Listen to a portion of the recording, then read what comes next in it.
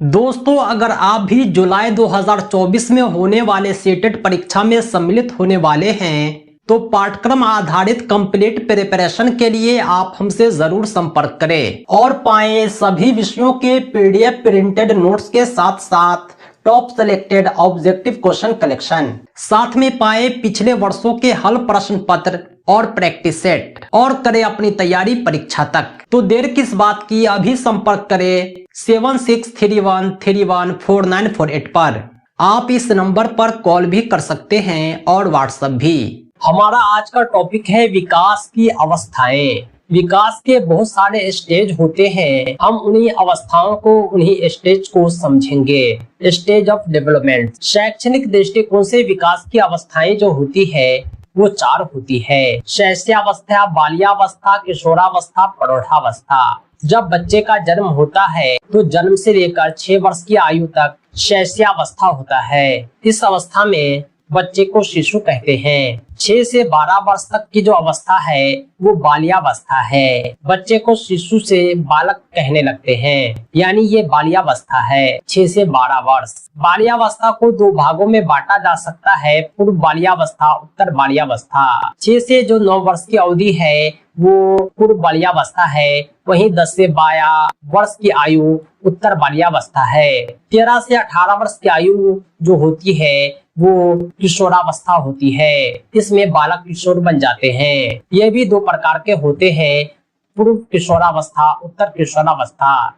13 से 16 वर्ष की आयु पूर्व किशोरावस्था है। वहीं 16 से 18 वर्ष की आयु उत्तर किशोरावस्था है। 18 वर्ष के बाद की आयु को प्रौढ़ावस्था कहा जाता है। यानी कहने का मतलब ये है कि विकास की 4 अवस्थाएं हैं, शैशवावस्था, बाल्यावस्था, किशोरावस्था, प्रौढ़ावस्था।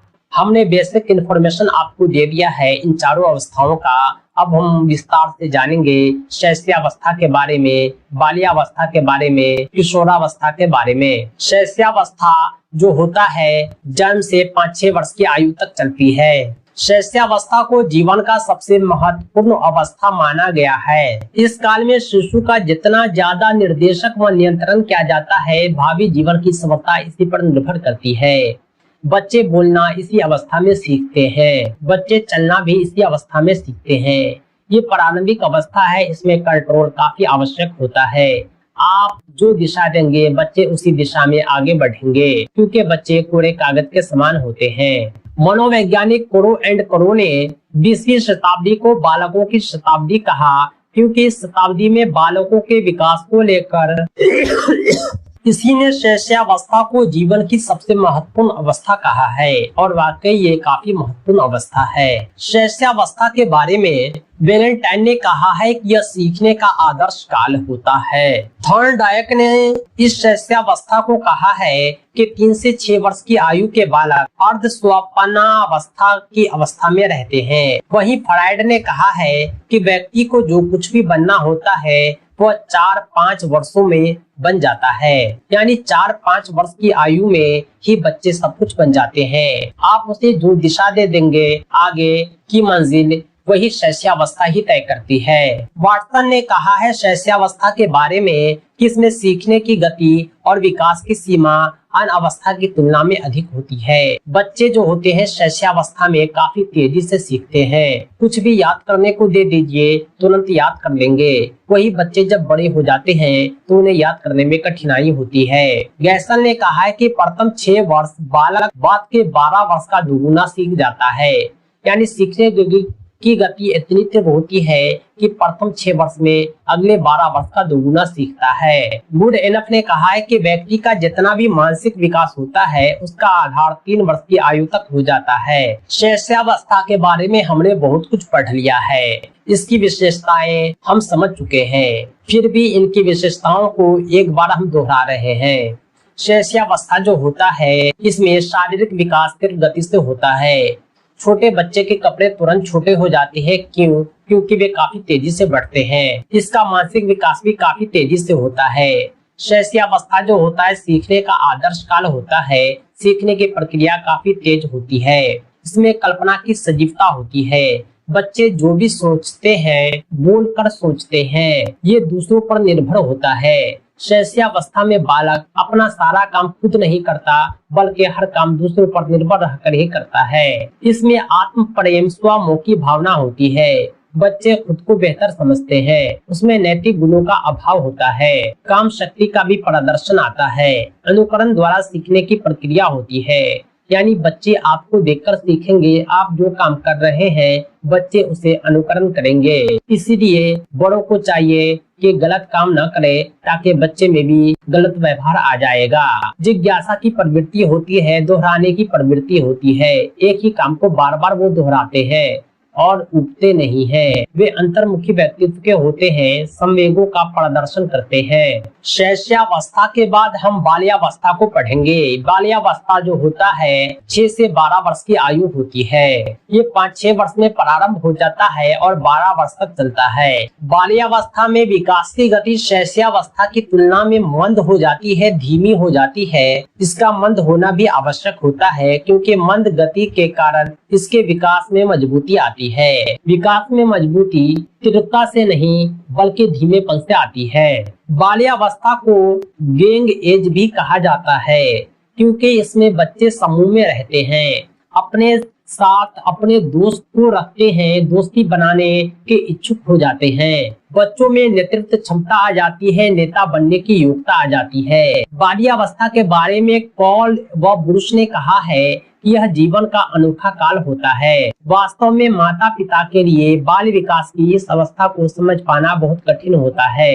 रॉस ने कहा है कि बाल्यावस्था को मिथ्या परिपक्वता या छद्म काल कहा जाता है, यानी इसमें थोड़ी थोड़ी मैच्योरिटी भी आने लगती है। एस्ट्रेग ने कहा है कि शायद ही ऐसा कोई खेल हो जिसे 10 वर्ष का बालक न खेला हो, यानी बच्चे बाल्यावस्था में खेल में काफी रुचि रखते हैं और हर खेल को खेलने के शौकीन होते हैं। बाल्यावस्था के बारे में किलपैट्रिक ने कहा है कि प्रतिद्वंदात्मक सामाजिकरण का काल होता है। एक दूसरे से आगे बढ़ने की होड़ बनी रहती है। इस अवस्था में समाज के दूसरे बालक को देखकर उससे आगे बढ़ने की ललक होती है। इस बाल्यावस्था में बलियर जॉन सिम्पसन ने बाल्यावस्था को कहा है कि एक व्यक्ति के बुनियादी दृष्टिकोण, मूल आदि बहुत सीमा तक निर्धारित हो जाता है इसी बाल्यावस्था में। शैक्षणिक दृष्टिकोण से देखा जाए तो पूरे जीवन भर में बाल्यावस्था से अधिक महत्वपूर्ण कोई अवस्था नहीं है। बाल्यावस्था जो 6 से 12 वर्ष की अवस्था है, इसमें शारीरिक विकास में स्थिरता रहती है। बच्चों का शरीर जो है काफी तेजी से नहीं बढ़ता, बल्कि धीमे धीमे बढ़ता है, स्थिर रहता है। मानसिक विकास में भी स्थिरता रहती है, मानसिक योग्यताओं में लेकिन वृद्धि होती है। बच्चे में क्रिएटिविटी आ जाती है, रचनात्मक कार्य काफी शौक से करते हैं। समूह भावना का विकास होता है। बालक जो है दोस्त बनाना, समूह में रहना पसंद करते हैं। नैतिक गुणों का विकास होता है। शैशवावस्था में नैतिक गुणों की कमी थी। बच्चे गंदे कपड़े पहन रहे हैं कि साफ, इसकी उसे परख नहीं थी। बाल्यावस्था में बच्चे साफ कपड़े पहनना, गाली न बकना आदि बातों अच्छे और बुरे की बच्चों में तमीज आ जाती है। संग्रह करने की प्रवृत्ति, बच्चे पैसा जमा करते हैं, बहुत कुछ इकट्ठा करने लगते हैं इस बाल्यावस्था में। निरुद्देश्य भ्रमण की भावना, बच्चे बिना किसी मतलब के घूमते रहते हैं, यहाँ से वहाँ जाते रहते हैं। उसका उद्देश्य भी नहीं होता, वो सिर्फ घूमते हैं। काम शक्ति की न्यूनता, सेक्स पावर नेग्लिजिबल होता है। रुचियों में परिवर्तन, उसकी रुचि बदलती रहती है। सामूहिक खेल में रुचि, अपने दोस्तों के साथ मिलजुल कर खेलने में रुचि रखते हैं। बहिर्मुखी व्यक्तित्व का विकास, उसका जो वर्सिटिलिटी है, पर्सनालिटी है, उसमें विकास होता है। अपनी पहचान बनाने के वे शौकीन हो जाते हैं। संवेगों का दमन व प्रदर्शन, उसके जो भी संवेग है, जो भी इच्छा है, या तो उसे वो मार देता है या उसे खुलकर प्रदर्शित करता है। शैशवावस्था के बाद हमारी अगली अवस्था है किशोरावस्था। किशोरावस्था का जो पीरियड है वो 13 से 18 वर्ष है। किशोरावस्था को अंग्रेजी में एडोलेसेंस कहते हैं, जो लैटिन भाषा के शब्द एडोलेस्कियर से बना है, जिसका अर्थ है प्रजनन, परिपक्वता का विकास होना। प्रजनन का मतलब होता है जन्मना, पैदा करना, बच्चे पैदा करना। बच्चों में ये क्षमता आ जाती है। किशोरावस्था को जो है तूफानी अवस्था कहा जाता है। हॉल मनोवैज्ञानिक ने किशोरावस्था को तूफानों की अवस्था कहा है। वहीं किलपैट्रिक ने जीवन का सबसे कठिन काल कहा है। टीन एज ने जीवन का बसंत काल कहा है। इसे सुंदर अवस्था भी कहा जाता है। ये सब किशोरावस्था के अलग अलग नाम हैं। किशोरावस्था वह अवस्था होती है जिसमें प्रजनन क्षमता विकसित हो जाती है, परिपक्वता का विकास हो जाता है। किशोरावस्था एक चुनौतीपूर्ण अवस्था है। किशोरावस्था की सबसे बड़ी विडंबना यह है कि किशोर अपने आप को बड़ा समझते हैं और व्यक्ति को उसे छोटा समझते हैं। यानी किशोरावस्था जीवन का वह काल होता है जिसमें व्यक्ति में वो गुण आ जाता है, लिंग योनि का विकास होने लगता है, उसमें प्रजनन क्षमता आ जाती है, उसमें मैच्योरिटी आ जाती है, इसलिए इसे चुनौतीपूर्ण कहा गया है। किशोरावस्था में उसमें अहंकार आने लगता है, वो खुद को बड़ा समझने लगता है, सभी के सभी उसके नजदीक छोटे लगने लगते हैं। इन्हीं गुणों के कारण किशोरावस्था को स्टैनली हॉल ने बड़े संघर्ष, तनाव, दबाव, विरोध, झंझावत और तूफानों की अवस्था कहा है। हॉल ने किशोरावस्था को एक नया जन्म कहा है क्योंकि इसी में श्रेष्ठ एवं उच्चतर मानवीय विशेषताओं के दर्शन होते हैं। बच्चे में अच्छे से अच्छे गुण, खराब से खराब गुण इसी अवस्था में आते हैं। रोशनी किशोरावस्था शैशवावस्था का पुनर्वर्तन कॉल है। जिस तरह शैशवावस्था में बालक को कुछ पाने की ललक होती है, कहीं किशोरावस्था में भी बालक को कुछ पाने की ललक होती है। किलपैट्रिक ने कहा है कि इस पर कोई मतभेद नहीं हो सकता कि किशोरावस्था जीवन का सबसे कठिन काल है, यह कठिन सीढ़ी है। किलपैट्रिक ने भी किशोरावस्था को कठिन काल कहा है। करो ने किशोर ही वर्तमान की शक्ति या भावी शक्ति है, आशा को प्रदर्शित करता है। करो एक मनोवैज्ञानिक है, उनका यह कथन है। इस आधार पर हम कह सकते हैं कि किशोरावस्था शारीरिक व मानसिक विकास में तीव्रता है, घनिष्ठ व व्यक्तिगत मित्र बनते हैं, व्यवहार में विभिन्नता आती है, स्थिरता व समायोजन का अभाव होता है, ईश्वर धर्म में विश्वास भी होते हैं, काम शक्ति यानी सेक्स पावर बढ़ता है, अपराध की प्रवृत्ति भी इस अवस्था में बढ़ जाती है, वह स्वतंत्रता या विद्रोह की भावना चाहता है, व्यवसाय चयन की चिंता होती है, भविष्य के बारे में उसे चिंता सताने लगती है, अपने जीविकोपार्जन के बारे में चिंता सताने लगती है, बीचों में परिवर्तन, स्थिरता होता है, समाज सेवा की भावना भी आती है। दोस्तों, ये थे किशोरावस्था के बारे में।